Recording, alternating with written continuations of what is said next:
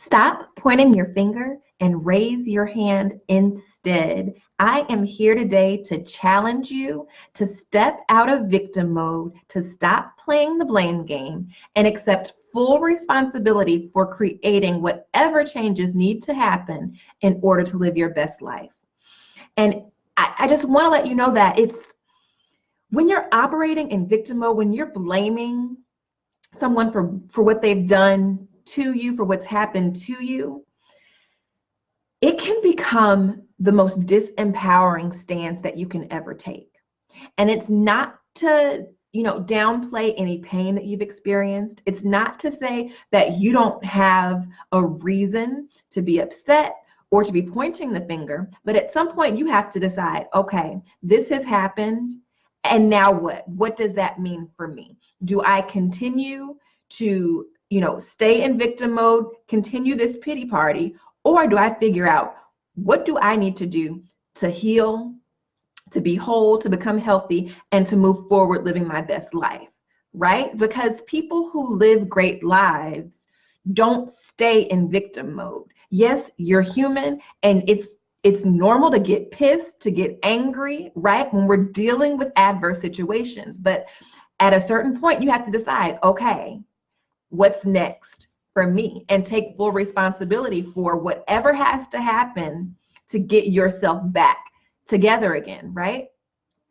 And I guess because I had a conversation recently about someone, this is where the inspiration for this message came, about empowerment and inspiration and motivation, and like listening to inspirational videos and all that. What does that really do for people long term? And so my response to that is, it's great to be inspired, to get a boost, right? But think of that as like just a shot of energy, but you've got to be healthy on your own if you want to be able to sustain, right?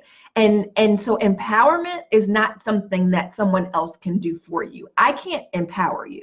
I can inspire you, right? I can get you a little bit excited, but empowerment comes once you accept the full responsibility. Empowerment comes with accepting responsibility for the outcomes of your life, regardless to whatever is happening in your environment, whatever has happened in your past. Because to be quite frank, the world doesn't care. The world doesn't care about your story.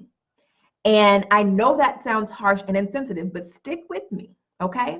And I want you to consider this. Everything that you've been through, there's someone else who has achieved success, who has achieved happiness, who has achieved whatever it is that they set out to achieve with that same story or worse. For anything you've been through, there's nothing that you've been through that no one else has been through, right? And so it's really not about what happens to us. It's about how we interpret and how we handle the things that have happened to us, right? And how we respond to what's happened to us, and whether or not we choose to let that define us, to keep carrying that around with us, or whether we choose, you know what, today is a new day. And even if I don't have all the answers right now, I'm setting my intention, right, to own responsibility for healing myself, for growing myself, for figuring out how I get through this and come out on the other side stronger than what I was before. Because I've talked about this before. People say, well, what doesn't kill you makes you stronger. That's not always true if you don't take the time to deal with your crap.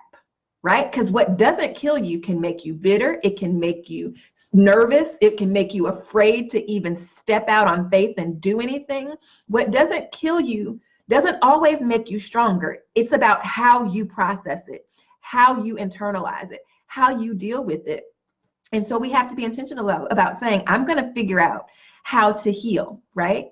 And so that comes from, spiritual work, that comes from prayer and meditation, that comes from studying the word and really understanding, the things that we just speak off that sound good, right? But really getting it down into our spirits, like no weapon formed against me shall prosper. My friend Kellen posted about that, I think this morning or yesterday. Like it doesn't mean that no weapon is going to try to come against you. Right? It doesn't mean that it's always going to be sunshine, right, and roses, but it does mean that those weapons won't prosper, right? But you have to really believe that, Because if you don't believe it, then you get stuck in victim mode. But if you say, you know what, I know what this feels like, but I also know, right, and stand on that truth. I know that no weapon formed against me shall prosper. So regardless to what it feels like at the moment, I know that I can carry on and I can still win. I can still thrive